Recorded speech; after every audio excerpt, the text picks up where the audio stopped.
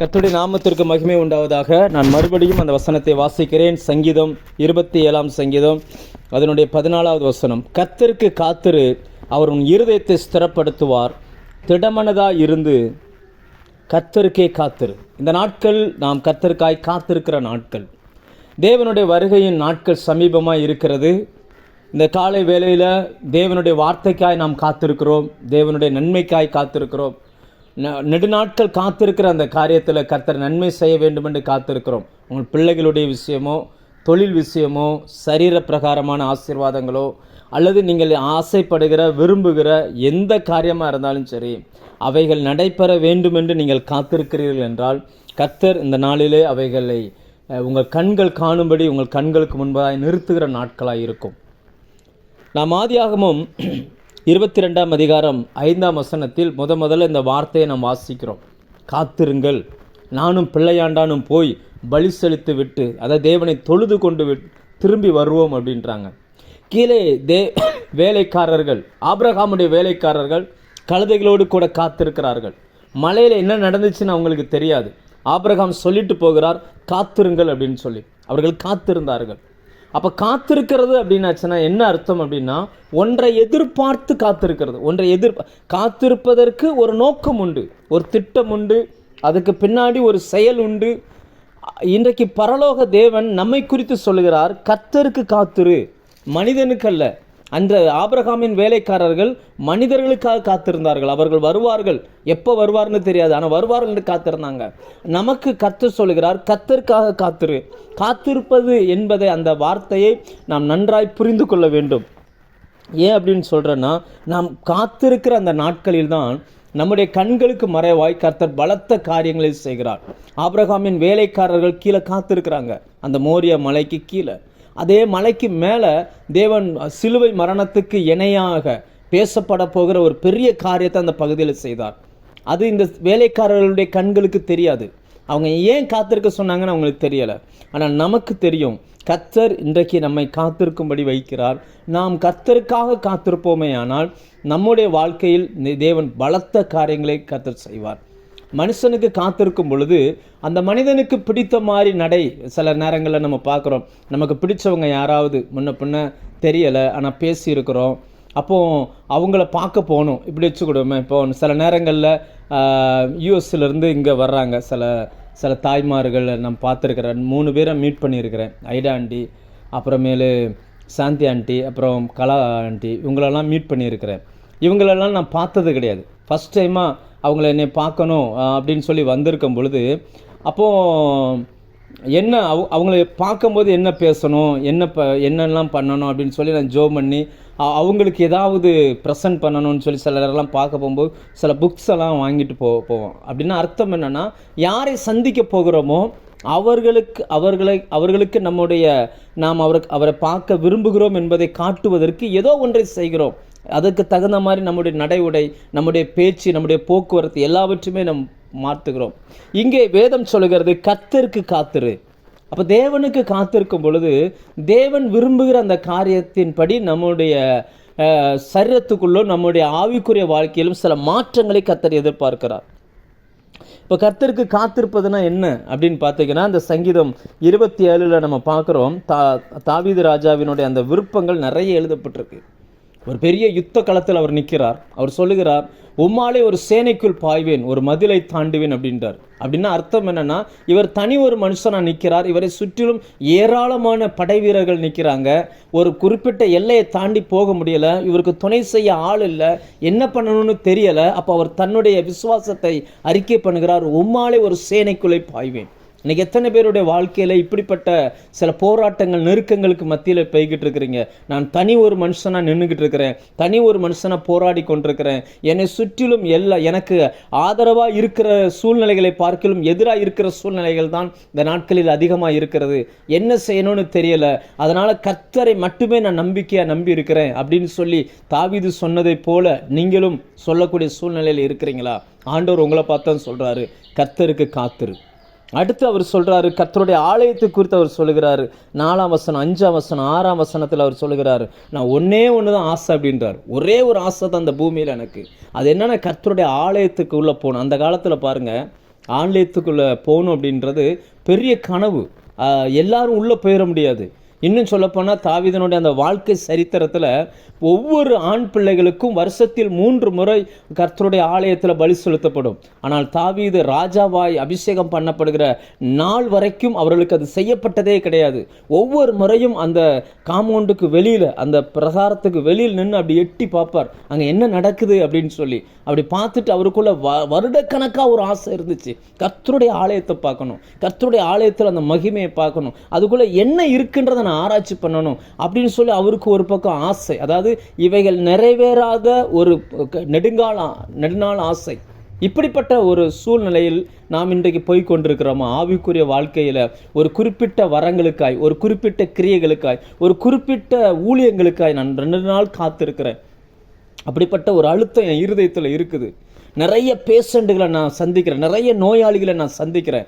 கர்த்தர் மட்டும் எனக்கு சுகமளிக்கிற வரத்தை கொடுப்பாரே ஆனால் ஒவ்வொருத்தர் மேலும் கரங்களை வைத்து அவர்களுக்காக ஜோமனி அவங்களை விடுதலையாக்க முடியும். எத்தனையோ பேர் பாவக்கட்டிலும், விபச்சார கட்டிலும், வேசித்தன கட்டிலும், ஒரு குடும்ப ஒழுக்கம் இல்லாத சூழ்நிலையிலும் என்னை சுற்றி இருக்கிறாங்க. எனக்கு மட்டும் பரிசுத்தத்தை கட்டவிழ்க்கிற ஒரு வரம் இருக்குமே ஆனால் நான் போய் நின்று எல்லாரையும் மாற்றிடுவேன். இப்படி சில காரியங்கள் ஆவிக்குரிய வாழ்க்கையில் ஏதோ ஒரு காரியத்திற்காக தாவீது காத்திருந்தது போல நாமும் காத்திருப்போமே ஆனால் ஆண்டவர் இந்த நாளில் நம்மளை பார்த்து சொல்கிறார், கர்த்தருக்கு காத்திரு, அவர் உன் இருதயத்தை ஸ்திரப்படுத்துவார், திடமனதாக இருந்து கர்த்தருக்கே காத்திரு அப்படின்னு சொல்கிறார். அப்படியே வரிசையாக வரும் பொழுது 10வது வசனத்தில் உறவுகளுக்காக இயங்குகிறார். என் தகப்பனும் என் தாயும் என்னை கைவிட்டாலும் கர்த்தர் என்னை சேர்த்து கொள்வார். அதாவது இந்த தமிழில் இப்படி மொழிபெயர்த்திருக்கிறாங்க.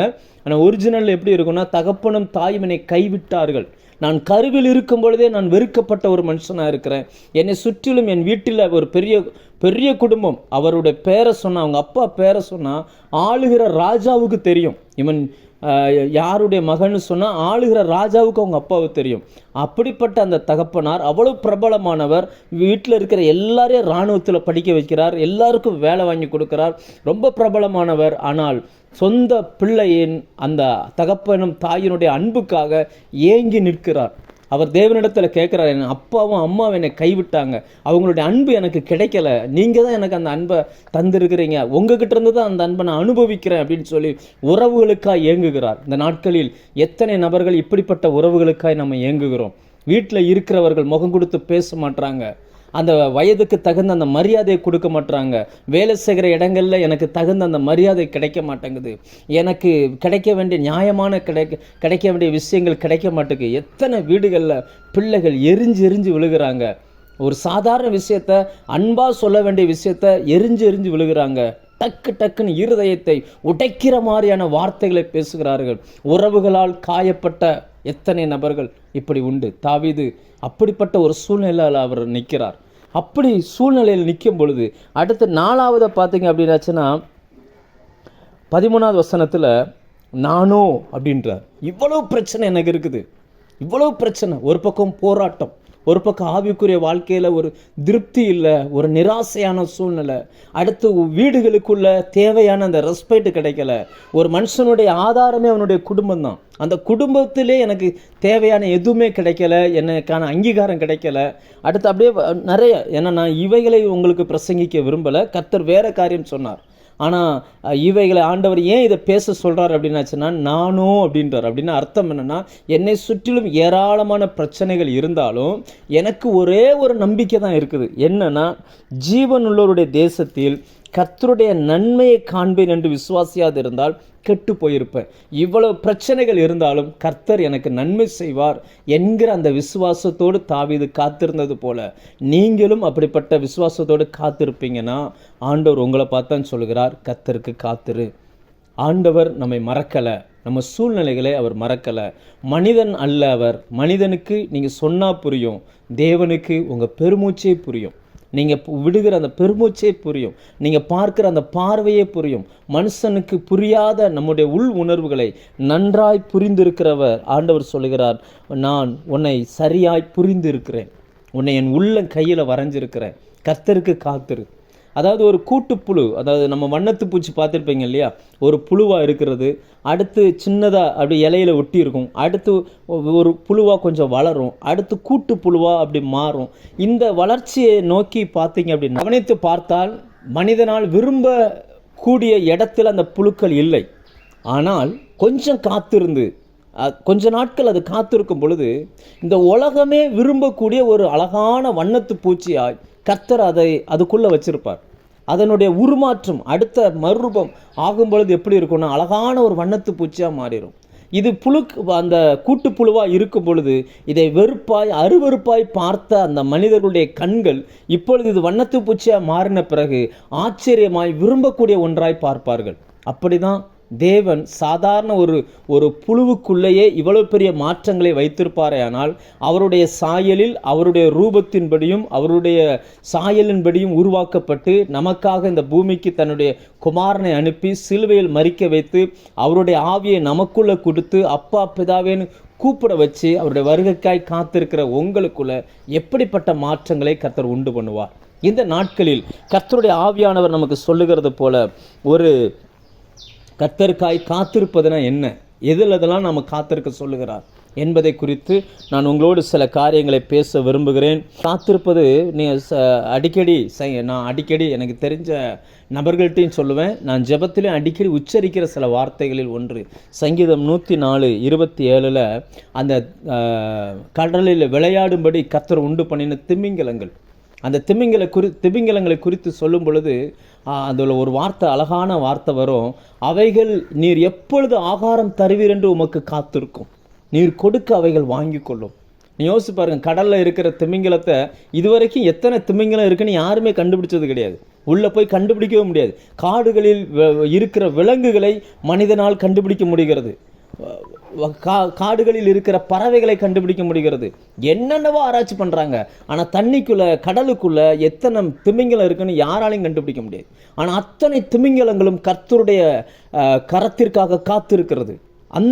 அந்த திமிங்கலங்களுக்கு உணவளிக்கிற தெய்வம் அதன் முகத்தை பார்த்து அவர் உணவளித்து அந்த உணவினால் அவைகள் திருப்தி ஆகிறதாம். அப்போ கர்த்தருக்கு காத்திருக்கிற அந்த திமிங்கலத்தின் தேவைகளே கர்த்தர் சந்திக்கும் பொழுது நம்முடைய தேவையை கர்த்தர் சந்திக்க மாட்டாரா?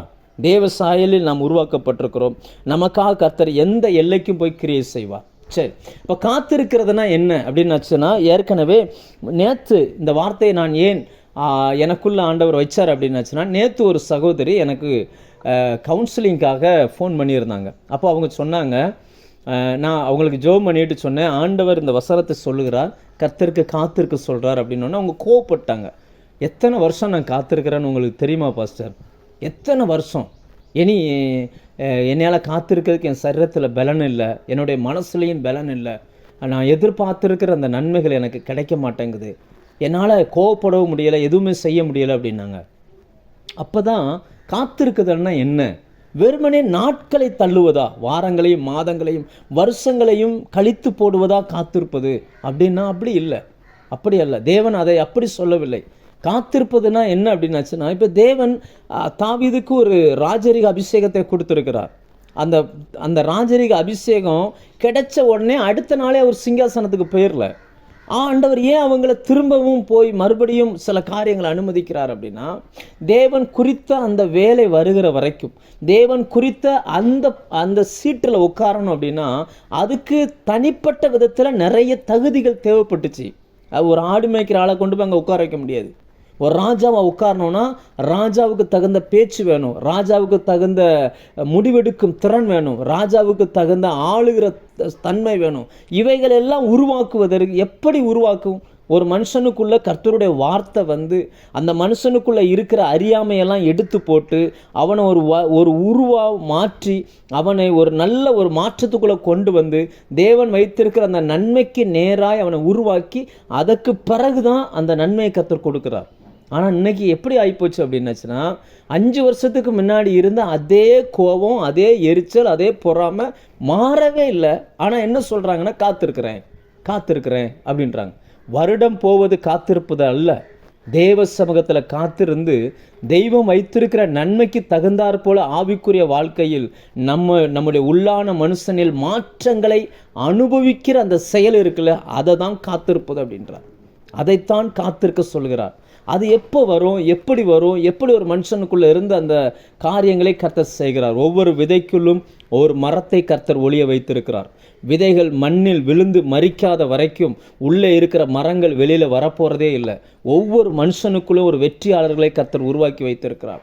இன்னொரு கிறிஸ்துவை இந்த உலகம் பார்க்கக்கூடிய அளவுக்கு தெய்வீக சுபாவங்களை ஒவ்வொருத்தருக்குள்ளும் கர்த்தர் வைத்திருக்கிறார். அதை வெளியில் கொண்டு வருவதற்கு வார்த்தை உள்ளே போடப்பட வேண்டும். இருதயத்துக்குள்ளே உள்ள விழணும். இருதயத்தில் வார்த்தை விழுந்து அந்த வசனம் அந்த இருதயத்துக்கு தகுந்தாற் போல தன்னை மாற்றி அந்த மனுஷனுக்குள்ளே இருக்கிற அந்த சுயத்தை உடைத்து உள்ளுக்குள்ளேருந்து அந்த வெற்றி உள்ள அந்த நபரை வெளியில் கொண்டு வருவதற்கு முயற்சி செய்கிறது. அதனால தான் ஆண்டவர் சொன்னார், விதைக்கிறவனை குறித்த ஓமையை சொல்லும் பொழுது, விதைக்கிற அந்த மனுஷன் இயேசு கிறிஸ்து, விதைக்கிறது தேவனுடைய வசனம், ரெண்டுமே கரெக்டு தான். ஆனால் முள் அந்த கற்பாறை வழி அருகே இந்த நிலத்தை விட்டுருங்க, நல்ல நிலத்தில் விழுந்த பிறகும் கூட 30, 60, 100 மாதம் பலன் கொடுக்குது. ஏன்? விதைக்கிறவர் நல்லவர், விதையும் நல்ல விதை. அப்படி இருந்தும் 30, 60, 100 ஏன் பலன் கொடுக்குதுன்னா, அந்த நிலம் மனுஷனுடைய இருதயம் எந்த அளவுக்கு உடைக்கப்பட்டு பண்படுத்தப்பட்டு உருவாக்கப்படுகிறதோ அதை பொறுத்து தான் வசனத்தின் வளர்ச்சியும் ஆவிக்குரிய வளர்ச்சியும் அந்த மனுஷனுக்குள்ளே உண்டாகும். இன்றைக்கி காத்திருப்பது அப்படின்றது நமக்குள்ளே, நம் கிறிஸ்துவை ஏற்றுக்கொள்ளும் பொழுது நமக்குள்ளே நிறைய சுபாவங்கள், தேவனுக்கு விருப்பமில்லாத சுபாவங்கள் இருந்துச்சு. அதெல்லாம் சரின்னு நாமளே நம்பிக்கிட்டு இருந்தோம்.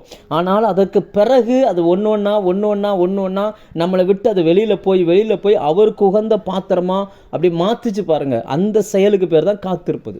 சரி, எப்படி காத்திருப்பதுனா வேத வசனத்தின்படி எப்படி என்பதை குறித்து நான் உங்களோடு சில காரியங்களை வைக்க விரும்புகிறேன். சங்கீதம் 119 சங்கீதம் 114 வசனத்தை நான் உங்களுக்காய் வாசிக்கிறேன்.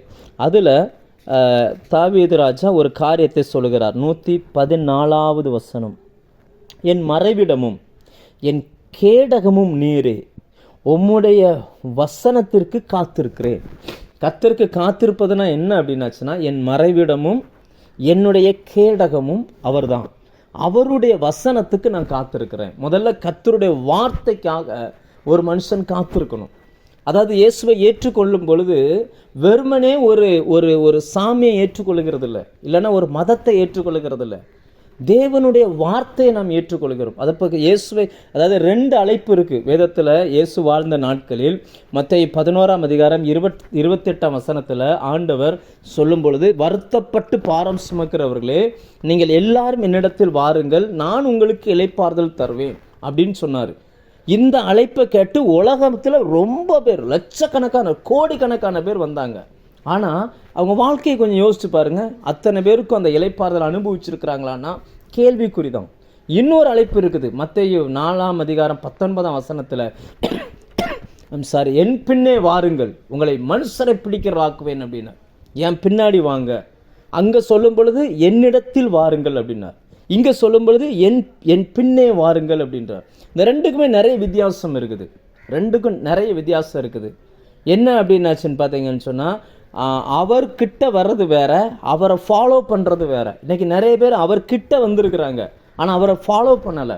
ஆனால் நிறைய பேரால் இன்றைக்கி அந்த பாரத்தை விட்டுட்டு இளைப்பாறுதலான ஒரு வாழ்க்கையை அனுபவிக்கிறாங்கன்னா கிடையாது. இன்றைக்கி எந்த கூட்டத்தை வேணாலும் எடுங்க, எந்த கன்வென்ஷன் கூட்டத்துக்கு வேணாலும் போங்க, எந்த எழுப்புதல் கூட்டத்துக்கு வேணாலும் போங்க, வருகிற நபர்கள், அதாவது 100க்கு 95% மக்கள் யாராக வருவாங்க அப்படின்னு பார்த்தீங்கன்னு சொன்னால், கிறிஸ்தவர்கள் தான் வந்து ஜெபிக்க வருவாங்க. வீட்டில் பிரச்சனை, குடும்பத்தில் பிரச்சனை, தொழிலில் பிரச்சனை, சரீரத்தில் பிரச்சனை, திரும்ப தேவன் தருகிற அந்த இளைப்பாறுதலை ஏன் அனுபவிக்க முடியலை அப்படின்னாச்சுன்னா, அடுத்த வசனத்தில் அதுக்கான பதிலை சொல்லுகிறார். 29 வசனத்தில், மத்தேயு 11:29, நான் சாந்தமும் மனத்தாழ்மையுமா இருக்கிறேன், என்னிடத்தில் வந்து கற்றுக்கொள்ளுங்கள், என் நுகத்தை ஏற்றுக்கொள்ளுங்கள் அப்படின்ற. என் நுகம் மெதுவாகவும் லகுவாயும் இருக்கும் அப்படின்றார். அந்த நுகத்தை ஏற்றுக்கொள்ளுகிறது தான் இன்றைக்கி மனுஷனுக்கு வந்து முடிய மாட்டேங்குது. அப்படின்னா அர்த்தம் என்ன? வயல் உழுகிற அந்த இடத்துல 2 மாடை நிப்பாட்டி 2 மாட்டுக்கும் கழுத்தில் ஒரே பலகை, ஒரு கம்பை வச்சுருப்பாங்க. அதை தான் நுகத்தடி அப்படின்னு சொல்லுவாங்க. அதில் ஒரு பக்கம் நிற்கிற அந்த காலை இயேசு என்றார், இன்னொரு பக்கம் நிற்கிற அந்த இடத்துல நீங்களும் நானும் நிற்கணும். நம்ம 2 பேரும் அவரோடு இணைஞ்சு போனால் மட்டும்தான். அவரோடு இணைஞ்சு போனால் மட்டும்தான் நம்முடைய வாழ்க்கையில் இருக்கிற அந்த பாரங்கள் மாறும். அதான் வேதம் சொல்கிறது, கர்த்தர் மேல் உன் பாரத்தை வைத்து விடு. நம்ம பிரச்சனைக்காக இல்லை, அவர் மேலே இருக்கிற ஒரு காரியத்தை நாம் கற்றுக்கொள்ள வேண்டும். இதை நான் பின்னாடி சொல்கிறேன், முடியும் போது சொல்கிறேன், உங்களுக்கு ஓரளவுக்கு புரிஞ்சிடும். சரி, இப்போ வேதம் என்ன சொல்லுது அப்படின்னாச்சுன்னா, வசனத்திற்கு காத்திருக்கணும். தேவனுடைய வசனம் தான் நம்முடைய காத்திருக்குதலுக்கு ஒரு முடிவை கொண்டு வரும் தன்மை உள்ளது. தேவனுடைய வசனத்துக்கு சூழ்நிலைகளை அப்படியே தலைகீழாய் புரட்டி போடும் தன்மை உள்ளது. இன்றைக்கி ஏன் வசனத்தை நம்ம காத்திருக்கணும்? இன்றைக்கி காலையில் இந்த சத்தியத்தை கேட்குறீங்க, எத்தனை பேர் ஆண்டவரே நீங்கள் என்கிட்ட பேசுங்க, என் வாழ்க்கையில் இன்றைக்கி எனக்கு என்ன தேவை, என் சூழ்நிலை உங்களுக்கு தெரியும், என்னோடு பேசுங்க, என் பிள்ளைக்கு, என்னுடைய கணவனுடைய வாழ்க்கையில், நான் வேலை செய்கிற இடத்துல, இப்படி நிறைய இடங்களில் நான் ட்ராவல் பண்ணுறேன், நிறைய மனிதர்களை பார்க்குறேன், நிறைய சூழ்நிலைகளுக்கு மத்தியில் கடந்து போகிறேன், என்னை பலப்படுத்துவதற்கும் என்னோடு கூட இருந்து என்னை காப்பாற்றுவதற்கும் உங்களுடைய வசனம் எனக்கு தேவை, என்கிட்ட பேசுங்கன்னு சொல்லி எத்தனை பேர் இன்றைக்கி காத்திருக்கிறாங்க, எத்தனை பேர் ஜெபம் பண்ணிட்டு வந்திருக்கிறாங்க அப்படின்னு கேட்டால் எத்தனை பேர் சொல்ல முடியும்? ஏன்னா நிறைய பேருக்கு இன்றைக்கி நீங்கள் இருக்கிற இடங்களில் ஆயிரக்கணக்கான பேர், ஏன் லட்சக்கணக்கான பேர் ரட்சிக்கப்பட்டிருக்கலாம். ஆனால் அத்தனை பேரையும் நம்பி தேவன் கிரியை செய்ய போகிறதில்ல. அவர் வருத்தப்பட்டு பாரம் சுமக்கிறவர்களே நீங்கள் என்னிடத்தில் வாருங்கள் என்று சொல்லும்பொழுது லட்சக்கணக்கான பேர் வந்தாங்க. ஆனால் என் பின்னே வாருங்கள் என்று சொல்லும் பொழுது சிலர் மட்டும்தான் வந்தாங்க. அப்படி நீங்கள் வந்த திரள் கூட்டத்தில் ஒரு பகுதி கிடையாது, அவரை பின்பற்றின மிக சிலரில் ஒரு பகுதி. அப்படிப்பட்ட அந்த பகுதியில் நீங்கள் இருக்கிற நமக்கு இன்றைக்கி வார்த்தை ரொம்ப அவசியம். 2 விதங்களில். ஒன்று, கர்த்தருடைய வார்த்தைக்கு மட்டும்தான் சூழ்நிலைகளை மாற்றுகிற தன்மை இருக்குது, தேசத்தை மாற்றுகிற தன்மை இருக்குது. உங்களுக்கு புரிய வைக்கிறதுக்காக ஒரு வேத பகுதியை நான் வாசிக்கிறேன். நீங்கள் வேத புத்தகம் வச்சுருப்பீங்கன்னா நோட் பண்ணிக்கோங்க. 2 ராஜாக்கள் புஸ்தகம் 6ஆம் அதிகாரம் 24 இருந்து 2 ராஜாக்கள் 7ஆம் அதிகாரம் முழுவதையும் நீங்கள் நோட் பண்ணி வச்சுக்கோங்க. அதை படித்து பார்த்தீங்கன்னா அதில் ஒரு சம்பவம் எழுதப்பட்டிருக்குது. ஒரு ஒரு ஒரு ராஜா இன்னொரு ராஜாவை முற்றுகை போடுகிறார். அங்கிருந்து இங்கே வெளியில் எதுவும் வர முடியாது, உள்ளே எதுவும் கொண்டு போக முடியாது. கம்ப்ளீட்டாக முற்றுகை போட்டு சரியான பஞ்சம். எந்த அளவுக்கு பஞ்சம் அப்படின்னா, ஒரு தாய் தன் பிள்ளைகளை வெட்டி சமைக்கிற அளவுக்கு பஞ்சம். அப்படிப்பட்ட அந்த பஞ்ச காலம், அந்த பஞ்ச காலத்தில் ராஜாவுக்கு இந்த தேசத்தை எப்படி நடத்தணும்னு தெரியலை, ஆளுகிற தலைவர்களுக்கு எப்படி செய்யணும்னு தெரியலை, எப்படி இதை ஃபேஸ் பண்ணுறதுன்னு தெரியலை. அப்படிப்பட்ட அந்த சூழ்நிலையில் அவர்கள் அதிலிருந்து தப்புவதற்கு ஒரு காரியத்தை எதிர்பார்க்கிறார்கள். நீங்கள் சரியாக 2 ராஜாக்கள் 6ஆம் அதிகாரம் 33ஆம் வசனத்தில் நான் வாசிக்கிறேன் பாருங்கள். அந்த ராஜா சொல்லி அனுப்புகிற ஒரு விஷயம், அவர்களோடு அவன் பேசி கொண்டிருக்கையில் அந்த ஆள் அவனிடத்தில் வந்து, இதோ இந்த பொல்லாப்பு கர்த்தரால் உண்டானது, நான் இனி கர்த்தருக்காக காத்திருக்க வேண்டியது என்ன என்று ராஜா சொல்லுகிறார். அப்போ ஆளுகிற ராஜாவுக்கு ஒரு பிரச்சனையை ஹேண்டில் பண்ண தெரியல, அதை எப்படி ஹேண்டில் பண்ணணும்னு தெரியலை. அதனால் அவர் என்ன செய்கிறார்னா, தேவனுடைய வார்த்தையை பெற்ற மனிதனிடத்திலிருந்து ஏதாகிலும் கிடைக்குமா என்று காத்திருக்கிறார். அங்கே எதிர்பார்க்கிறார். அதே தான் இன்னைக்கு கர்த்தருடைய ஆவியானவர் அவருடைய ஊழியக்காரனாகிய என் மூலமாய் உங்களுக்கு சொல்லுகிறார். உங்களை சுற்றிலும் நிறைய பேருக்கு அவங்களுடைய குடும்பத்தை நடத்த தெரியலை, நிறைய பேருடைய தொழிலை நடத்த தெரியலை, நிறைய பேருடைய வாழ்க்கையில் நல்ல முடிவுகள் எடுக்க தெரியலை. தேசத்தை ஆளுவது ராஜாக்கள் அல்ல, கர்த்தருடைய வார்த்தையை பெற்ற மக்கள். அவங்க இன்னைக்கு என்ன எதிர்பார்க்குறாங்கன்னா, கர்த்தருடைய வார்த்தை எங்கேயாவது கிடைக்குமா, இந்த சூழ்நிலையை மாற்றுகிற, பிரச்சனையை மாற்றுகிற ஏதாவது கிடைக்குமான்னு எதிர்பார்க்குறாங்க. அன்னைக்கு பாருங்கள், சாப்பிட்றதுக்கு வழி இல்லைங்க. அப்படிப்பட்ட பசியும் பட்டினியோடு இருந்த ஜனங்களைப் போல ஆவிக்குரிய பசியோடும் ஆவிக்குரிய பட்டினியோடும் அநேக ஜனங்கள் உங்களை சுற்றிலும் காணப்படுகிறார்கள். அவர்களுக்கு உணவளிக்கக்கூடிய ஒரு பெரிய காரியத்தை கர்த்தர் தேவ பிள்ளைகளுடைய நாவில் வைத்திருக்கிறார். எலிசா உணவு சமைச்சு கொடுக்கல, ஆனால் அவர் சொன்ன அந்த வார்த்தை அந்த தேசத்தினுடைய பொருளாதாரத்தையே மாற்றிருச்சு. அந்த 7ஆம் அதிகாரம் 1ஆம் வசனத்தில் அவர் சொல்லுகிறார், அப்பொழுது எலிசா, கர்த்தருடைய வார்த்தையை கேளுங்கள். ஏன் நம்ம ஏன் கர்த்தருடைய வார்த்தைக்கு காத்திருக்கணும் அப்படின்னா, அந்த வார்த்தையில் தான் சூழ்நிலையை மாற்றுகிற தன்மை இருக்குது. இன்னைக்கு வேதனையான விஷயம் என்ன தெரியுமா, ஆண்டவருடைய வார்த்தையை அள்ள தட்டிட்டு எதையோ விசுவாசிகள் செய்ய பழகுறாங்க. அதனுடைய விளைவு என்னென்னா, அத்தனையும் ஃபெயிலியர் ஆகிறது. அது இன்னும் அவங்கள சோர்வுக்குள்ளே கொண்டு போகுது. தேவன் வேதத்தின் மகத்துவங்களை எழுதி கொடுத்தார். அந்த மகத்துவங்களை நீங்கள் படிக்கணும், அந்த மகத்துவங்களை நாவில் பேசணும். அந்த வார்த்தை உங்களுக்கு தேவைப்படுதோ தேவைப்படலையோ உங்களை சுற்றி இருக்கிறவங்களுக்கு தேவை. அவங்க பாருங்கள், அவர் சொல்லுகிறார் நாளை இந்நேரத்தில் அப்படின்றார். டக்குன்னு ஆரம்பிக்கிறார். ஒரு பெரிய காரியத்தை அவர் சொல்லுகிறார். அவர் சொல்லுகிறத நம்ப முடியாததை போல தான் இருக்குது. அந்த பிரதானிகளில், ராஜாவுக்கு கைலாகு கொடுக்கிற பிரதானிகளில் ஒரு மனுஷன் சொல்கிறான், வானம் திறந்து அங்கிருந்து கொட்டப்பட்டால் கூட இப்படிப்பட்ட மாற்றம் நடக்காது அப்படின்றான். அப்படின்னு அர்த்தம் என்னென்னா, மனிதர்கள் நாம் சொல்லுகிற வார்த்தையை சில நேரங்களில் நம்பாத சூழ்நிலைகள் கூட காணப்படலாம். நீங்கள் பயப்படாதீங்க, தேவனுடைய வார்த்தைக்கு அப்படிப்பட்ட வல்லமை இருக்குது. நீங்கள் இது நடக்குமா நடக்காதா அப்படின்றதெல்லாம் யோசிக்க தேவையில்லை. கர்த்தருடைய வார்த்தைக்காய் காத்திருங்கள். ஒவ்வொரு நாள் வேலைக்கு போகும்போது வார்த்தை கேட்டுட்டு போங்க, வார்த்தையை எடுத்துகிட்டு போங்க. சமயத்திற்கு ஏற்ற வார்த்தைகளை சொல்லும்படி தேவன் காலைதோறும் எழுப்பி வார்த்தைகளை கொடுக்கிறார். நீங்கள் எத்தனை பேர் அந்த வார்த்தையை வாங்குறாங்க? ஆண்டவரிடத்தில் திரளான ஐஸ்வர்யம் இருக்குது. அப்படின்னா அர்த்தம் என்ன அப்படின்னாச்சுன்னா, ஐஸ்வர்யத்தை அவர் எடுப்பில் பணத்தையோ செல்வத்தையோ வீடையோ ஆஸ்திகளையோ கொடுக்கறதில்ல, அவைகளை உண்டு பண்ணுகிற வார்த்தைகளை அனுப்புகிறார். அதை பெற்றுக்கொள்கிற மனிதர்கள் பாக்கியவான்கள். இன்றைக்கி அந்த வார்த்தைகளை நீங்கள் சுமந்து போவீங்கன்னா உங்களை சுற்றி இருக்கிற சூழ்நிலைகளை கர்த்தர் உங்களை கொண்டு மாற்ற ஆரம்பிப்பார். ஒரு எலிசாவினுடைய வார்த்தை, அவர் சொன்ன மாதிரி அப்படியே நடந்துச்சு. இந்த காலத்தில் உங்களை தான் கர்த்தர் எலிசாவாய் மாற்ற விரும்புகிறார். இன்னொரு தெய்வ மனுஷனை வானத்திலிருந்து கொண்டு வரலை. நிறைய பேருடைய பிரச்சனை என்னென்னா, வேதத்தில் உள்ள மனிதர்கள் எல்லாமே ரொம்ப ஸ்பெஷலாக வாழ்ந்தாங்க. அவர்கள் நம்மை போல பாடுள்ள மனிதர்கள். ஆனால் தேவனோடு நெருங்கி நடந்து அவர்கள் தேவனுக்கு உகந்தது போல தன்னை மாற்றினபடினால் தேவனால் அவர்களை பயன்படுத்த முடிந்தது. நீங்கள் இருக்கிற உலகத்தில், நீங்கள் இருக்கிற இடத்துல, இருக்கிற நாட்களில் கர்த்தர் உங்களை பயன்படுத்த விரும்புகிறார். எனவே கர்த்தருடைய வார்த்தைக்காக நம்ம காத்திருப்போம். அந்த வார்த்தை வந்துச்சு பாருங்கள், அப்போ அந்த தீர்க்கதரிசியினுடைய பதில் என்ன அப்படின்னாச்சுன்னா, நீ பாப்ப ஆனால் சாப்பிட மாட்டேன் அப்படின்ட்டார். பாப்ப ஆனால் சாப்பிட மாட்டேன். இதை ஒன்றும் நல்லா புரிஞ்சுக்கோங்க. நெகட்டிவான வார்த்தைகளை வசனம் வரும் பொழுது பேசாதீங்க, தயவு செய்து பேசுகிறாதீங்க. இது எப்படி நடக்கும் அப்படின்லாம் யோசிச்சிடாதீங்க. ஏனென்றால் அன்றைக்கு எலிசா பேசினதை நம்பக்கூடிய சூழ்நிலையில் யாருமே கிடையாது. நம்பக்கூடிய சூழ்நிலையில் கிடையாது. நீங்கள் இதெல்லாம் கொஞ்சம் கற்பனை பண்ணி பாருங்கள். ஒரு பெத்த தாய் தன் பிள்ளையை வெட்டி சமைக்கணும் அப்படின்னாச்சுன்னா எப்பேற்பட்ட பஞ்சமாக இருந்திருக்கும் அப்படின்றத கொஞ்சம் கற்பனை பண்ணி பாருங்கள். உணவு கிடைக்காத பஞ்சம். அப்படிப்பட்ட அந்த பஞ்சத்தை நாளை இந்நேரத்தில் அது மாற்றப்படும் அப்படின்னு சொல்கிறாருன்னா யாருமே நம்பலை. ஆனால் ஒருத்தன் மட்டும் ரொம்ப துடுக்காக பேசுகிறது மேலே டக்குன்னு அந்த வார்த்தையை பேசிட்டான். அது எப்படி வானம் திறந்து வந்தால் கூட அது எப்படி நடக்கும் அப்படின்னோடனே டக்குன்னு அந்த தீர்க்கதரிசி சொல்கிறாரு, நீ பாப்ப ஆனால் நீ சாப்பிட மாட்ட அப்படின்றார்.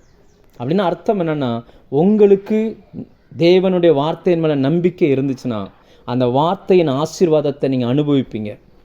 அந்த வார்த்தையின் ஆசீர்வாதத்தை உங்கள் சந்ததி அனுபவிக்கும்.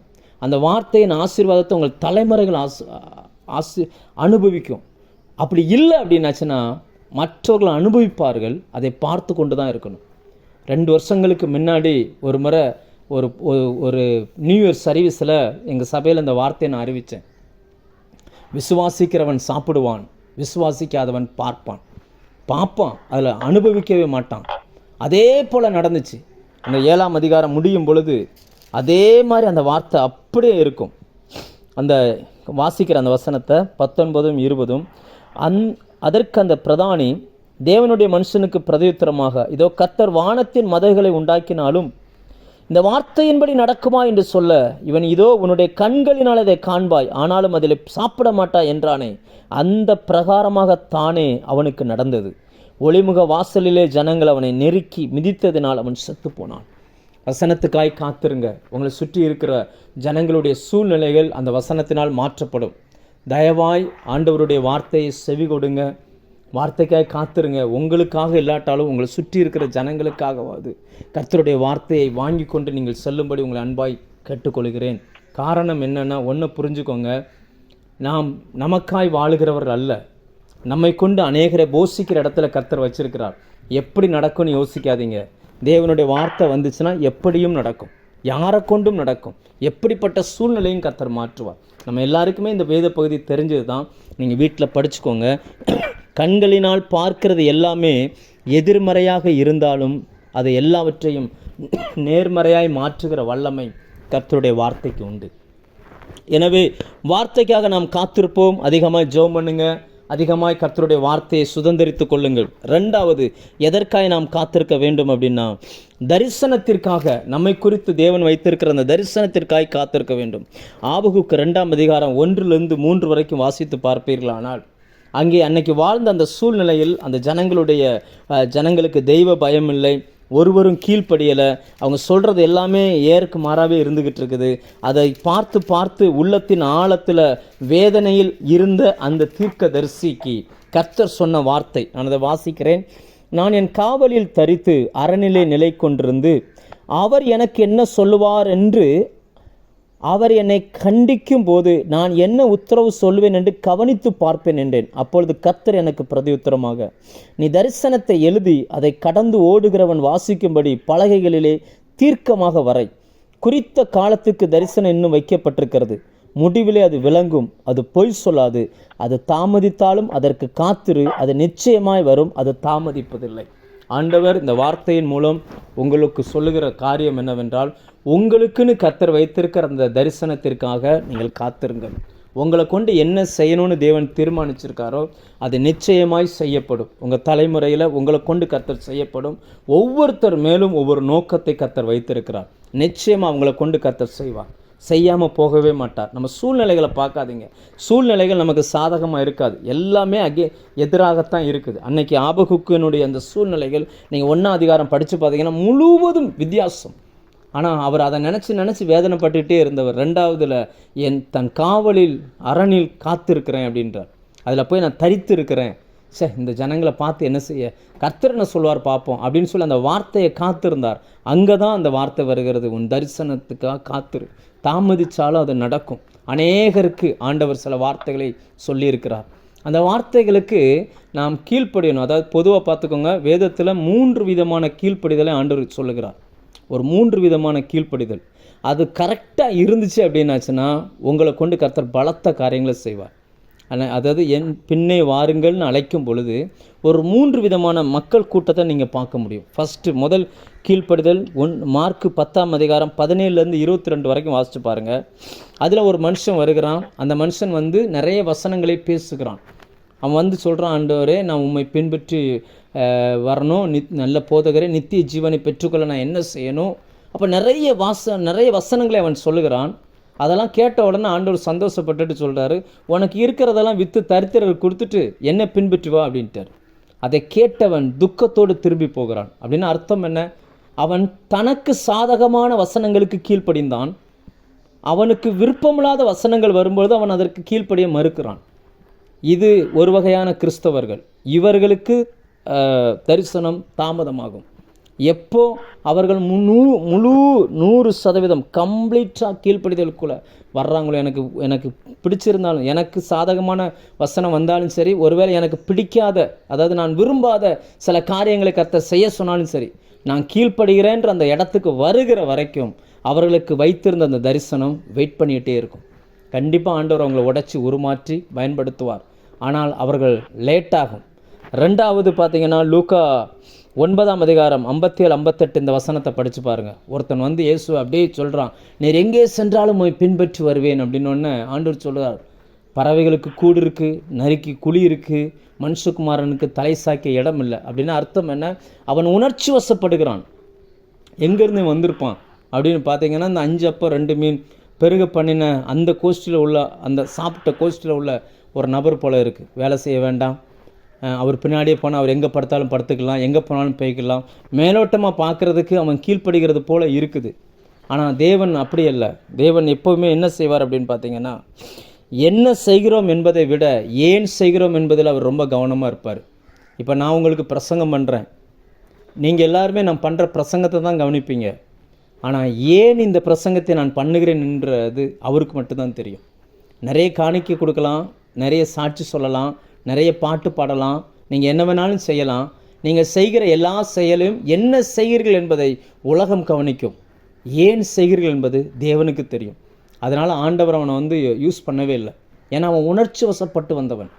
நீங்கள் உணர்ச்சி வசப்பட்டு கீழ்ப்படிஞ்சிங்கன்னா 1 வாரம் 2 வாரம் 3 வாரத்தில் முடிஞ்சு போயிடும். அப்போ நல்ல வேதம் வாசிக்கிறத குறித்து ஒரு பிரசங்கம் பண்ணியாச்சுன்னா அடுத்து அவங்க ஒழுங்காக வேதம் வாசிக்கணும்னு ஆரம்பிப்பாங்க. அது 5 நாள் 6 நாள் 7 நாள் அதோட முடிஞ்சிடும், பழைய மாதிரி வாழ்க்கைக்குள்ளே போயிடுவாங்க. இப்படிப்பட்டவர்களுக்கும் தரிசனங்கள் தாமதமாகும். ஏனென்றால் தேவன் நம்ம இடத்துல லைஃப் டைம் ஒபேயை எதிர்பார்க்கிறார். எதையுமே அப்படியே உணர்ச்சிவசப்படாமல் முழுவதும் அவருக்கு ஒப்பு கொடுக்க வேண்டும்னு எதிர்பார்க்கிறார். 3வது ஒரு கீழ்ப்படிதலை வேதம் சொல்லுகிறது. அதே லூக்கா 9ஆம் அதிகாரம் 59லேருந்து 62 வரைக்கும் 2 நபர்களுடைய வாழ்க்கை சொல்லப்பட்டிருக்கு. இதெல்லாம் நமக்கு தெரியும், அதனால் நான் உங்களுக்கு ஷார்ட்டாக சொல்லிட்டு போகிறேன். அதில் பார்த்தீங்க அப்படின்னாச்சுன்னா அந்த 2 பேருமே காரணம் சொல்லுகிறார்கள். ஒரு ஆள் சொல்கிறான், எங்கள் அப்பா இறந்தார்னா எங்கள் அப்பாவுக்கு நான் அடக்கம் பண்ணணும், அவருக்கு அது அப்படி செய்யணும் இப்படி செய்யணும் அப்படின்றார். இப்படியெல்லாம் சொல்கிறாங்க. அதாவது 2 பேருமே காரணம் சொல்லுகிறாங்க. அதாவது நான் கீழ்ப்படுகிறேன் ஆனால் கொஞ்சம் லேட் பண்ணுறேன் அப்படின்றார்.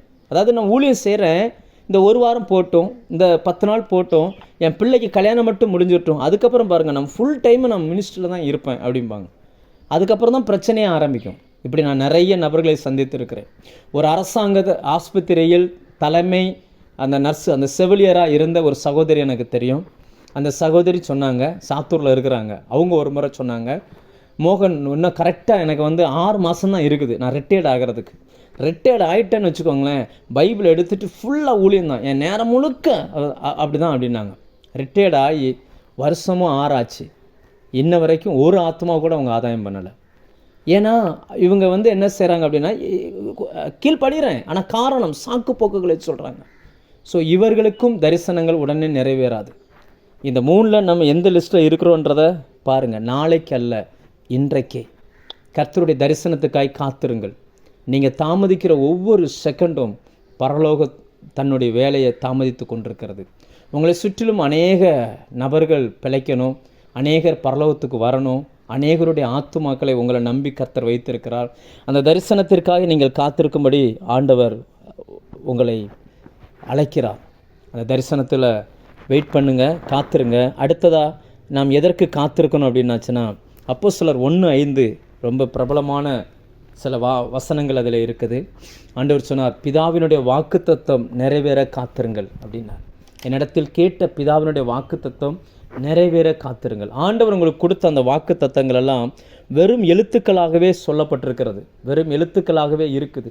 நிறைய பேருக்கு வாக்குத்தத்தங்களை வாங்கி அடுக்கி வச்சுருக்கிறாங்க, வீட்டில் வச்சுருக்கிறாங்க, பெட்ரூமில் ஒட்டி வச்சுருக்கிறாங்க, பீரோவில் ஒட்டி வச்சுருக்கிறாங்க, எல்லாமே இருக்குது. ஆனால் அவைகள் நிறைவேறணும்னா காத்திருக்கணும். நான் முன்னாடியே சொன்னேன்ல, காத்திருப்பதுனா வசனம் உள்ளுக்குள்ளே அதாவது மூளையில் ஸ்டோர் பண்ணணும்னு உலகம் சொல்லி கொடுக்குது. அது உலகத்துடைய ஞானம் மட்டும்தான் மூளையில் ஸ்டோர் பண்ண முடியும். கர்த்தருடைய வார்த்தைகள் மூளையில் அல்ல, இருதயத்தில் ஸ்டோர் ஆக வேண்டும். இருதயமோ திருக்குள்ளதும் கேடுள்ளதுமாக இருக்குது. இருதயத்தை உடைக்கிற அந்த வல்லமை கர்த்தருடைய வார்த்தைக்கு இருக்குது. அந்த வார்த்தை உள்ளுக்குள்ளே போய் இருதயம் உடைக்கப்படணும். இருதயம் தேவனுடைய வார்த்தையினால் நிரம்பணும். அப்படி அந்த நிரம்பி அந்த வார்த்தை வாயிலிருந்து புறப்பட்டு வரணும். அதுக்கு நீங்கள் காத்திருக்க வேண்டும்.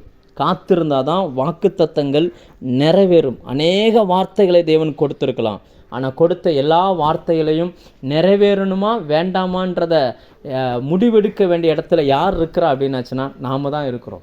நீங்கள் அதுக்காக காத்துருங்க. ஆண்டவரே எனக்கு கொடுத்த அந்த வாக்குத்தத்தம் நிறைவேறணும், அதுக்கு என்ன தடை, நான் என்ன, என் சைடில் என்ன இருக்குது. அப்போ 2 காரியங்கள் நடக்கும். ஒன்று, தேவன் உடைக்க வேண்டிய சில பகுதிகள் உண்டு, நாம் நம்மை உடைக்க வேண்டிய சில பகுதிகள் உண்டு. 2மே நடக்கும், 2மே சரிப்படுத்த வேண்டிய இருக்கும். எத்தனை ஸ்பாபங்கள் இன்றைக்கி இந்த நாட்களில் மாறி இருக்கு தெரியுமா? ஒரு எக்ஸாம்பிள் சொல்கிறேன். நேற்று ஒரு மரண வீட்டுக்கு போயிருந்தேன். போயிட்டு இன்னைக்கு காலையில் தான் நான் வந்தேன். ஊருக்கு வரும்பொழுது என்னுடைய பைக்கை கொண்டு போய் அந்த பைக்கு விடக்கூடிய அந்த இடம் இருக்குது திருநெல்வேலியில். ஒரு 7 அடுக்கு இருக்குது, 7 வரிசை இருக்குது. நான் 3வது வரிசையில் விட்டுட்டு போயிட்டேன். எப்போவுமே 5வது வரிசையில் விடுவேன். இன்றைக்கி காலையில் அவசரமாக அப்படியே வந்தேன். உள்ளே போய் பார்க்குறேன், நான் 3வது வரிசை விட்டு 5வது வரிசைக்கு போயிட்டேன். அங்கே போய் தேடிட்டே இருக்கிறேன், பைக்கை காணோம். எப்படி பைக் காணாமல் போச்சு? ஏன்னா நான் மறந்துட்டேன், நான் 3வது வரிசையில் விட்டதை மறந்துட்டேன். எப்படி காணாமல் போச்சு? நான் கொஞ்சம் நேரம் ஒரு 5 நிமிஷத்துக்கு மேலே தேடி இருப்பேன். நான் இப்படி பரபரப்பாக தேடிட்டு இருக்க பார்த்துட்டு ஒரு நபர் சொன்னார், பிரதர் அவசரப்படாதீங்க, அவங்க கொடுத்த அந்த டோக்கன் கையில் வச்சுருக்கீங்களான்னாரு. இருக்குது அப்படின்னு. கவலைப்படாதீங்க, இங்கே ஃபுல்லாகவே கம்ப்யூட்டர் சிஸ்டம். உங்கள் வண்டி நம்பரை அடித்து இதில் இருக்கிற அந்த பார்கோடு, அந்த காந்த அலைவரிசை கோடை ஆட் பண்ணியிருப்பாங்க. இந்த கோடை காட்டாமல் யாரும் வண்டி இங்கேருந்து வெளியில் கொண்டு போக முடியாது. ஏன்னா இங்கே இருக்கிற சிஸ்டம் அவ்வளோ பாதுகாப்பாக இருக்குது, பயப்படாதீங்க அப்படின்னார். அவர் அப்படி சொல்லிகிட்டே இருக்கும்போது எனக்குள்ளே ஒரு உணர்வு வருது. பூமிக்குரிய மனுஷனுடைய கண்டுபிடிப்பை இப்படிப்பட்ட ஒரு பொருளை பாதுகாக்குமே ஆனால் தன்னை நம்பி வந்த அவர்களுக்கு பாதுகாப்பு கொடுக்கணும்னு நம்புவார்களே ஆனால் பரலோக தேவன் எப்படிப்பட்ட பாதுகாப்பை நமக்கு வச்சுருப்பார். அந்த பாதுகாத்து நமக்கு ஒன்றை தருவதற்கு தான் வாக்குத்தத்தங்களை கொடுக்குறார். அந்த வாக்குத்தத்தங்கள் இன்றைக்கி நிறைவேறணும். தேவ சமூகத்தில் போய் காத்துருங்க. சாதாரண அப்போஸ்தலர்கள் சாதாரண மனிதர்களாக தான் இருந்தாங்க. அவர்களை அசாதாரணமான மனிதர்களாய் மாற்றினது எது அப்படின்னா, பிதாவினிடத்திலிருந்து அவங்க வாங்கின அந்த வாக்குத்தத்தங்கள் பழிப்பதற்கு அவர்கள் காத்திருந்தார்கள். நீங்கள் எத்தனை பேர் உபவாசத்தோடு காத்திருக்கிறாங்க? உபவாசன்ற ஒரு மேட்ரே நிறைய கிறிஸ்தவர்கள்ட்ட இல்லை. நிறைய பேர் இன்றைக்கி உபவாசம் இருக்கிறதே கிடையாது. ஏன்னா நிறைய உபதேசங்கள் எப்படி வந்துருச்சுன்னா, உபவாசமே தேவையில்லை அப்படின்னு வந்துருச்சு. ஆனால் அவங்களுக்கு வேதத்தை சரியாக அண்டர்லைன் அதாவது புரிந்து கொள்ளும் திறனும் ரொம்ப ரொம்ப குறைஞ்சி போச்சு. பிசாசனுடைய மெயின் நோக்கமே என்னென்னா, அந்த வசனத்தை அந்த மனுஷன் அனுபவிச்சிடக்கூடாது. அதுதான் அவனுடைய மெயின் நோக்கம். ஒன்றை புரிந்து கொள்ளுங்கள், நம்முடைய வாழ்க்கையில் இருக்கக்கூடிய எல்லா சவால்களையும் மாற்றுகிற வல்லமை கர்த்தருடைய வார்த்தைக்கு தான் இருக்குது. ஏனென்றால் இந்த உலகம் வார்த்தையினால் உருவாக்கப்பட்டது. இந்த உலகத்தில் கிரியை செய்யக்கூடிய எல்லா வல்லமைகளையும் ஜெயிக்கணும் அப்படின்னாச்சுன்னா கர்த்தருடைய வார்த்தை நமக்கு அவசியமாக இருக்குது. இயேசு கிறிஸ்து 40 நாட்கள் உபவாசம் இருந்தார். அதன் பிறகு சில போராட்டங்களை அவரால் ஜெயிக்க முடிந்தது. அவருடைய ஊழியம் அதற்கு பிறகு மாறினது. இந்த நாட்களில் நாம் எத்தனை வாக்குத்தத்தங்கள் நிறைவேறுவதற்கு காத்திருக்கிறோம். கொஞ்சம் யோசிச்சு பாருங்கள். ஆண்டவர் அந்த காத்திருக்குதலை விரும்புகிறார். ஆண்டவர் உங்களை பார்த்தா சொல்கிறாரு, கர்த்தருக்கு காத்திரு, நான் உனக்கு கொடுத்த வாக்குத்தத்தம் நிறைவேறணும், உன்னை கொண்டு நான் பலத்த காரியங்களை செய்யணும். யோசிச்சு பாருங்கள். இதெல்லாம் நிறைவேறணும்னா அவங்க காத்திருக்கணும். அப்படி காத்திருக்கும் பொழுது நமக்கு ரொம்ப பொறுமை தேவைப்படும். காத்திருக்கும் போது தான் நாமளே சோதித்து பார்க்க முடியும். காத்திருக்கும் போது தான் நம்முடைய பேச்சு எப்படி, அதாவது காத்திருக்கிறதுனா ஃபுல்லாக செல்ஃபோனோடையும் டிவியோடையும் உட்கார்றதில்ல, ஒன்றுமே இல்லை. நீங்களும் உங்களுடைய வேதாகமும் எடுத்துகிட்டு தனியாக போய் உட்காருங்க. ஒருவேளை உங்கள் வீடுகளில் நீங்கள் தனித்திருக்கக்கூடிய சூழ்நிலைகள் காணப்படுமே ஆனால் பேசாமல் 2 தண்ணி பாட்டில் எடுத்துகிட்டு உங்கள் ரூமில் போய் டோரை லாக் பண்ணிவிட்டு உள்ளே உட்காந்துருங்க. கர்த்தர் உங்களுக்கு பேசுகிற வரைக்கும் வேதத்தை வாசிங்க, ஜெபம் பண்ணுங்க, வேதத்தை வாசிங்க, அந்த வாயினால் அறிக்கை பண்ணுங்க. அப்படி காத்துருங்க. தேவன் அதை எதிர்பார்க்கிறார். கட்டாயமாய். அதாவது என்னென்னா, ஒரு சின்ன சம்பவத்தை சொல்கிறேன். ஒரு கிறிஸ்தவன், இயேசுவை ஏற்றுக்கொண்டவன், இயேசுவை ஏற்றுக்கொள்ளாத ஒரு நண்பன், இந்த 2 பேர் இருக்கிறாங்க. இவன் ரொம்ப ஓவராக பேசுவான். எப்போவுமே நான் இயேசுவை ஏற்றுக்கொண்டு இருக்கிறேன், கர்த்தர் அப்படி இப்படின்னு ரொம்ப பேசிகிட்டே இருந்தான். உடனே இயேசுவை ஏற்றுக்கொள்ளாத அவன் கேட்டிருக்கிறான், டே எனக்கு ஒரு சந்தேகண்டா, நீ ஏன்டா உன்னை கிறிஸ்தவன் சொல்கிற? ஏன் கிறிஸ்தவன் என்று நீ அறிக்கை சொல்லிக்கிட்டு இருக்கிற? நீ ஏன் கிறிஸ்தவன்? அதுக்கு பதில் சொல்லு அப்படின்னா. இப்போ இதே கேள்வி இப்போ நம்மளை பார்த்து டக்குன்னு கேட்டாலும், ஒருவேளை நான் இப்போ ஆன்லைனில் பேசிக்கிட்டு இருக்கிறேன், ஒருவேளை உங்கள் சபையிலேயே நான் உங்களை பார்த்து நேரடியாக கேட்டாலும் உடனே பதில் சொல்ல முடியாது. டக்குன்னு அவன் அப்படியே யோசிக்கிறான். 2 நிமிஷம் 3 நிமிஷம் யோசிச்சுட்டு உடனே அந்த கிறிஸ்தவ தம்பி சொல்கிறார், நீங்கள் சிகரெட் குடிப்பீங்க, நாங்கள் குடிக்க மாட்டோம். நீங்கள் ஒயின் சாப்பிடுவீங்க, நாங்கள் ஒயின் சாப்பிட மாட்டோம். நீங்கள் பொய் சொல்லுவீங்க, நான் பொய் சொல்ல மாட்டோம்.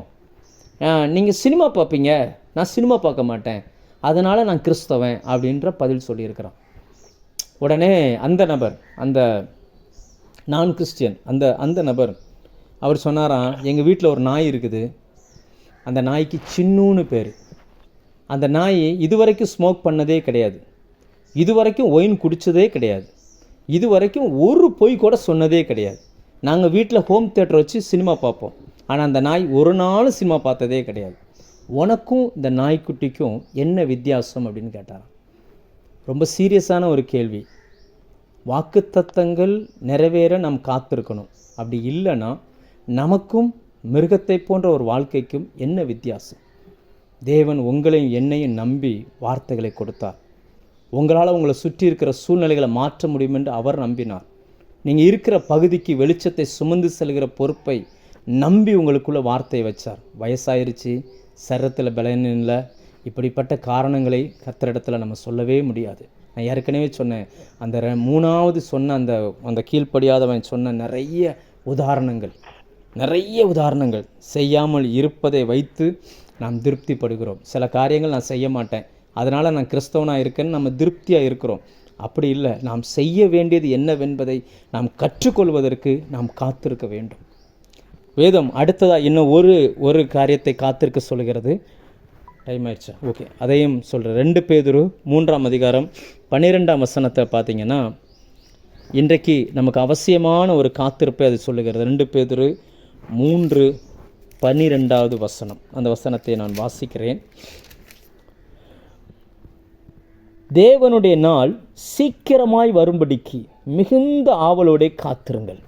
அடுத்ததை நாம் காத்திருக்க வேண்டியது எதுக்கு அப்படின்னாச்சுன்னா, ஆண்டவருடைய நாள் வருகிறது. தேவன் இந்த பூமியை நியாயம் தீர்க்க வரப்போகிறார், அல்லது இந்த சபையை எடுத்துக்கொள்ள வரப்போகிறார் அப்படின்ற ஒரு காலகட்டத்துக்குள்ளே நம்ம வாழ்ந்துக்கிட்டு இருக்கிறோம். அந்த நாளுக்காக மிகுந்த ஆவலோടെ காத்திருக்கும்படி வேதம் சொல்லுகிறது. அதை எல்லாவற்றிலும் காத்திருங்கள் சொன்னவர் இந்த இடத்துல வரும்பொழுது மட்டும் சொல்லுகிறார், மிகுந்த ஆவலோடு காத்திருங்கள். இன்னைக்கு நிறைய இடங்கள்ல என்ன சொல்கிறாங்கன்னா, மனிதர்கள் பரலோகத்துக்கே போக வேண்டான்றாங்க. நீ பரலோகத்தில் போய் நீ என்ன செய்ய போகிற, பூமியிலே வாழ்ந்து பூமியை பரலோகமாக மாற்று அப்படின்றாங்க. டோட்டல் அப்படியே புரட்டுறாங்க வசனங்களை. ஆனால் கர்த்தருடைய வார்த்தை நமக்கு சொல்லுகிறது, மிகுந்த ஆவலோடே காத்திருக்கணும். அப்படின்னா அர்த்தம் என்ன? ஒரு லாங் ப்ராசஸ்க்காக. இப்போ நம்ம சில நேரங்களில் பண்ணுறோம் இல்லையா, 2 வருஷத்தில் இதை முடிக்கணும், 5 வருஷத்தில் இதை முடிக்கணும், 7 வருஷத்தில் இதை முடிக்கணும்னு சொல்லி நாம் நிறைய பிளான்கள் வைக்கிறோம். இப்படி பிளான் வைக்கிறது போல் ஆண்டவருடைய வருகைக்கு முன்பதாக என் சுபாவம் மாறிடணும், என்னுடைய பழக்க வழக்கம் இதில் மாறிடணும், இவங்ககிட்ட நான் பேசிடணும், இந்த நபரை பார்த்து நான் மன்னிப்பு கேட்டுறணும், அவன் கேட்டாலும் சரி கேட்காம போனாலும் சரி நான் அவனை பார்த்து நான் மன்னிப்பு கேட்டுறணும், இந்த மனுஷனுக்கு விரோதமாக நான் தப்பு பண்ணியிருக்கிறேன், இதை சரிப்படுத்திடணும். இப்படியெல்லாம் நம்ம ஆவலோடு காத்திருக்கிறோமா? இதுக்கெல்லாம் ஆவலோடு காத்திருக்கோம்.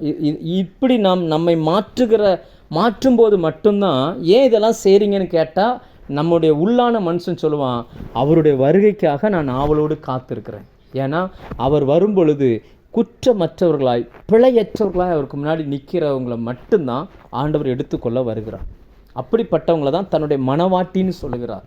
அப்படிப்பட்டவங்களை தான் இந்த பூமியில் கர்த்தர் எடுத்துக்கொள்வதற்கு வரப்போகிறார். இந்த உலகம் இந்த அக்கினிக்காக வைக்கப்பட்டிருக்கிறது.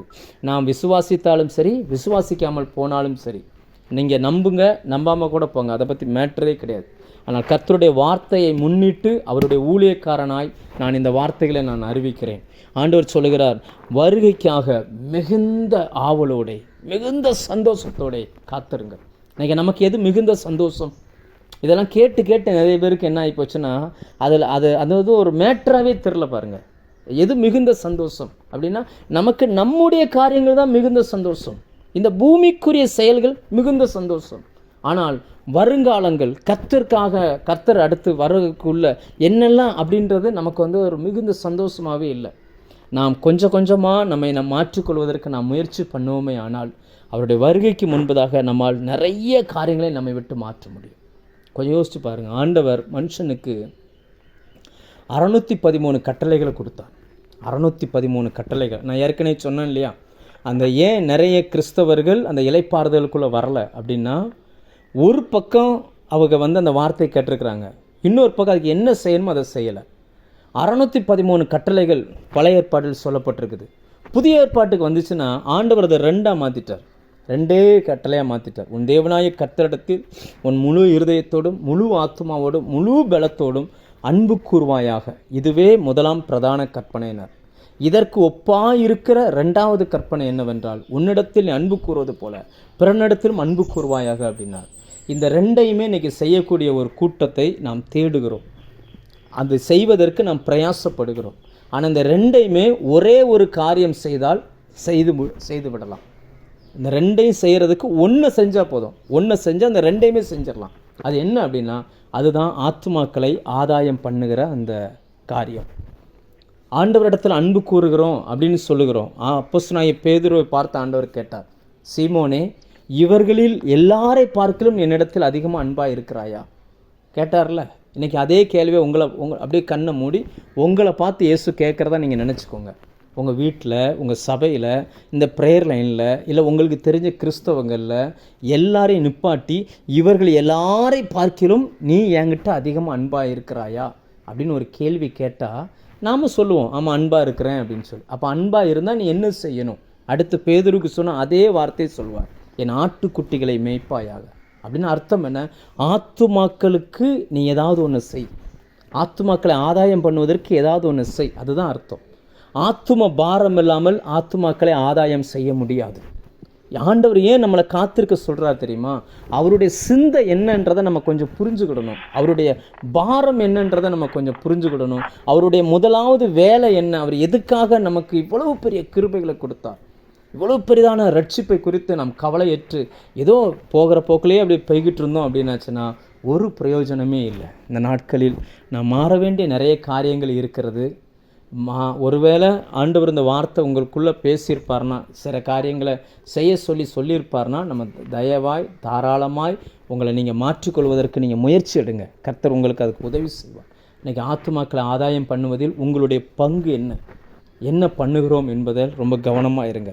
சரி, அடுத்ததாக இப்படி காத்திருக்கிறவர்களுடைய குணாதிசயம் எப்படி இருக்கும்? இப்போ ஒருவேளை நான் சொல்லும் போது நீங்கள் நினைக்கலாம், இதெல்லாம் நான் கரெக்டாக செஞ்சுக்கிட்டு தானே வரேன். நான் காலையில் எந்திரிக்கும் போது எந்திரிச்சு பைபிள் படிக்கிறேன், இன்றைக்கி எனக்கு ஆண்டவர் என்ன தரிசனம் வச்சுருக்காரோ அதை செய்யணும்னு நான் ஜெபம் பண்ணுறேன், எனக்கு கொடுத்த வாக்கு தத்துவத்தை நிறைவேற்றுறதுக்கு நான் காத்திருந்து சில காரியங்களை நான் பெற்றுக்கொள்கிறேன், அவருடைய வருகைக்கு நான் ரெடி ஆகிறேன், நான் மட்டும் இல்லை என்னை சுற்றி இருக்கிற சூழ்நிலைகளை நான் ரெடி பண்ணுவதற்கு முயற்சி பண்ணுறேன், இப்படியெல்லாம் செய்கிறேன் அப்படின்ற இடத்துல நீங்கள் இருப்பீங்கன்னா ஒரு 5 விதமான சுபாவங்களை வேதம் சொல்லுகிறது. காத்திருக்கிறவர்களுடைய சுபாவம் நிறைய இருக்குது. ஆண்டவர் எனக்கு உணர்த்தின ஒரு 5 விதமான சுபாவங்களை மட்டும் நான் கொஞ்சம் வேகமாக ஒரு 2-3 நிமிஷத்தில் நான் அதை சொல்லிவிட்டு நம்ம அதற்கு பிறகு நம்ம ஜெபிக்கலாம். முதலாவது என்னென்னா, சங்கீதம் 5ஆம் சங்கீதம் 3வது வசனம். அதில் என்ன சொல்லுது அப்படின்னாச்சுன்னா, அப்படி காத்திருக்கிற மனுஷன் எப்படி இருப்பான்? 3வது வசனம் சொல்லுகிறது. 5வது வசனம் 3வது வசனம், கர்த்தாவே காலையில் என் சத்தத்தை கேட்டருள்வீர், காலையிலே உமக்கு நேரே வந்து ஆயத்தம் ஆகி காத்திருப்பேன். எப்பவும் ரெடியாக இருப்பாங்க, எப்போவுமே ரெடி, ஆயத்தமாகி காத்திருப்பாங்க. நாம் இன்றைக்கு எதற்கு ரெடியாகிறோம்? எப்போவுமே ஆண்டவருடைய வார்த்தையை கேட்க ரெடியாகிறோமா? அவருடைய வருகைக்கு ரெடியாக இருக்கிறோமா? வாக்குத்தத்தத்துக்காய் காத்திருக்கிறதுல ரெடியாக இருக்கிறோமா? வசனத்தை கேட்குறதில்ல, தரிசனத்தை கேட்குறதில்ல. அவங்களுடைய சுபாவம் எப்படி இருக்குன்னா, எப்போவுமே ஆயத்தமாக இருப்பாங்க, எப்பவுமே அலாட்டாக இருப்பாங்க. ஒரு காரியம்னா ஆயத்தமாக இருப்பாங்க. நிறைய பேரை நான் பார்த்துருக்குறேன், சனிக்கிழமையே ஆயத்தமாகிடுவாங்க. அதனால தான் பழைய பெந்தேகோஸ்து சபைகள்லாம் என்ன பண்ணுவாங்க அப்படின்னு சொன்னால், முதல் நாள் வந்து காத்திருப்பு ஜெபம்னு வைப்பாங்க. அவங்க காத்திருந்து மறுநாள் ஆராதனைக்கு ஆயத்தமாவாங்க, அவங்கள ஆயத்தப்படுத்திக்கிடுவாங்க. இன்றைக்கி உலகம் ஃபாஸ்ட்டாக ஓடிக்கிட்டு இருக்குது பார்த்தீங்களா? நிறைய பேர் காத்திருக்கிறதே இல்லை. அந்த காத்திருப்பு ஜெபன்றதே சில சபைகளில், கிராமங்களில், சில இடங்களில் நடந்துக்கிட்டு இருக்குது, இல்லைன்னு இல்லை. ஆனால் மேக்சிமம் நிறைய நபர்கள் அதில் கலந்து கொள்வது இல்லை. அவர்கள் ஆயத்தமாக இருப்பார்கள். நாம் இன்றைக்கி எப்படி இருக்கிறோம்? அடுத்ததாக 2வது சங்கீதம் 42:5 அதில் வாசிச்சிங்கன்னா, இப்படி காத்திருக்கிறோட இன்னொரு சுபாவம் அதில் எழுதியிருக்கு. என் ஆத்துமாவே நீ ஏன் கலங்குகிறாய், ஏன் எனக்குள் தியங்குகிறாய், தேவனை நோக்கி காத்திரு, அவர் சமூகத்து ரட்சிப்பு நிமித்தம் நான் இன்னும் அவரை துதிப்பேன். கலக்கமான நேரத்தில், குழப்பமான நேரத்தில், பிரச்சனைகள் உள்ள நேரத்தில், தடுமாறுகிற நேரத்தில் இப்படி கர்த்தருக்கு காத்திருக்கிறவர்கள் என்ன செய்வாங்கன்னா, நல்லா துதிப்பாங்க. சோர்ந்து போக மாட்டாங்க, சோர்ந்து போய் படுத்துட மாட்டாங்க, சோர்ந்து ஓடி ஒளிஞ்சிட மாட்டாங்க. கர்த்தரை இன்னும் துதிப்பார்கள். நான் சொல்கிறேன், இயேசு கிறிஸ்து நம்முடைய பிரதான ஆசாரியன். பழைய ஏற்பாட்டில் ஒரு பிரதான ஆசாரியன் தன்னுடைய வேலையை செய்யணும்னா, அங்கே ஒரு பலி மிருகம், எந்த மனுஷனுக்காய் அந்த பிரதான ஆசாரியன் வேலை செய்யணுமோ அந்த மனுஷன் ஒரு பலி மிருகத்தை தன் கையில் கொண்டுட்டு போக வேண்டும். புதிய ஏற்பாட்டில் வரும்பொழுது அது அப்படியே மாறுகிறது. இப்போ நமக்கான பிரதான ஆசாரியனாய் இயேசு பரலோகத்தில் இருக்கிறார். நாம் மிருகத்தை கொண்டு போக வேண்டிய அவசியம் இல்லை. அதற்கு பதிலாய் உதடுகளின் காளையாகிய ஸ்தோத்திர பலின்னு வேதம் சொல்கிறது. இன்னொரு இடத்துல வரும்பொழுது உதடுகளின் கனியாகிய ஸ்தோத்திர பலி. ஓசியாவில் சொல்கிறார் உதடுகளின் காளையாகிய ஸ்தோத்திர பலி. அந்த ஸ்தோத்திரம் செலுத்துறது என்பது பழைய ஏற்பாட்டில் எந்த மனுஷனுக்காக அந்த மிருகம் பலி செலுத்தப்படுகிறதோ அதற்கு இணையானது. அந்த பிரதான ஆசாரியன் அந்த மிருகத்தை பலி செலுத்தி அந்த மிருகத்தின் இரத்தத்தை தெளித்து அதன் பிறகு அந்த மனுஷனுக்கு தேவையான சமாதானத்தையோ சந்தோஷத்தையோ நிம்மதியையோ அல்லது பாவத்தையோ நிவர்த்தி செய்கிறது போல பரலோகத்தில் வீற்றிருக்கிற பிரதான ஆசாரியாகிய இயேசு கிறிஸ்து நமக்காக ஏதாகிலும் செய்யணும்னா இந்த பூமியில் நாம் கர்த்தரை துதித்தியாக வேண்டும். காத்திருக்கிறவர்கள் கஷ்டத்திலும் துதிப்பார்கள், எந்த சூழ்நிலையிலும் கர்த்தரை நம்பியிருப்பார்கள். எந்த சூழ்நிலையிலும் அவரை துதிக்கிற துதி எப்பொழுதுமே அவருடைய நாவல இருக்கும். நம்ம பார்க்குறோம், தாவீது ஒரு இடத்துல அப்படியே தரையில் அப்படியே கதவுல மோதுகிறார். நுரையா ஒழுவ விடுகிறார். எவ்வளவோ நெருக்கடியான சூழ்நிலையில் அப்போ சொல்கிறார், கர்த்தரை நான் எக்காலத்திலும் ஸ்தோத்தரிப்பேன், அவர் துதி எப்பொழுதும் என் வாயில் இருக்கும். நமக்கு பார்த்தீங்கன்னு சொன்னால் பிள்ளை பேசலைன்னா ஜெபம் இல்லை, மருமக பேசலைன்னா பைபிள் வாசிப்பு இல்லை, திடீர்னு ஒரு பிரச்சனைன்னு வந்துருச்சுன்னா ஜெபம் ஒன்றுமே தேவையில்லை, யாருமே வேண்டாம், ஆண்டவர் வேண்டாம், ஊழியக்காரர் வேண்டாம், ஊழியமும் வேண்டாம். இன்றைக்கி அப்படிப்பட்ட ஒரு சூழ்நிலைகளுக்குள்ளே நாம் போய் கொண்டிருக்கிறோம். காத்திருக்கிறவர்கள் இப்படி இருப்பார்கள். மூன்றாவது காத்திருக்கிறவர்கள் எப்படி இருப்பாங்கன்னா, 2 பேதுரு 3:14 நீங்கள் வாசிச்சிங்கன்னா அங்கே வேதம் சொல்லுகிறது, கரையற்றவர்களும் பிழையற்றவர்களுமாய் இருப்பார்கள். இந்த உலகத்தால் கரைப்படாதபடி தங்களை காத்து கொள்வார்கள். ஆண்டவர் வரும்பொழுது இந்த உலகத்தினுடைய எதுவுமே நம்மகிட்ட இருக்கக்கூடாது.